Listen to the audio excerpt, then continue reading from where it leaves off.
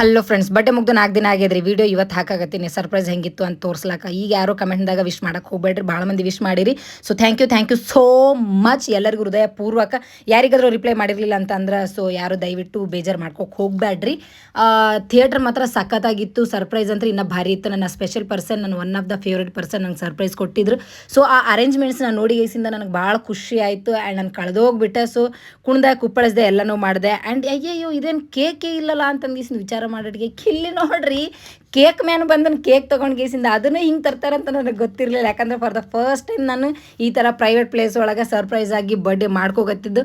Cake ತಂದಮೇಲೆ ಭಾಳ ಖುಷಿ ಆಯಿತು. ಕೇಕ್ನು ನೋಡಿ ಗೇಸಿಂದ ಸೊ ಎಂದು ಕಟ್ ಮಾಡ್ತೀನೋ ಅಂತೇಳಿ ಗೇಸಿಂದ ಫೈನಲಿ ಕಟ್ ಮಾಡೇ ಬಿಟ್ಟೆ. ನೋಡ್ರಿ ಹೆಂಗೆ ಕುಣ್ಕೊಂತ.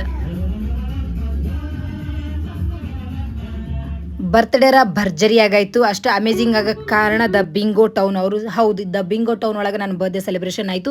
ಬರ್ಡೇ ಎಲ್ಲ ಮುಗಿಸ್ಕೊಂಡು ಬರೋವಾಗ ಗ್ರೀಟಿಂಗ್ ಕಾರ್ಡ್ ಕೊಟ್ಟು ಚೆನ್ನಾಗಿ ಮಾತಾಡಿ ಕಳಿಸ್ತಾರೆ. ನೀವೇನಾದರೂ ಅಲ್ಲಿ ಸೆಲೆಬ್ರೇಷನ್ ಮಾಡ್ಕೋಬೇಕಂದ್ರೆ ಅವ್ರ ಐಡಿನ ಟ್ಯಾಗ್ ಮಾಡಿರ್ತೀರಿ ನೋಡ್ರಿ.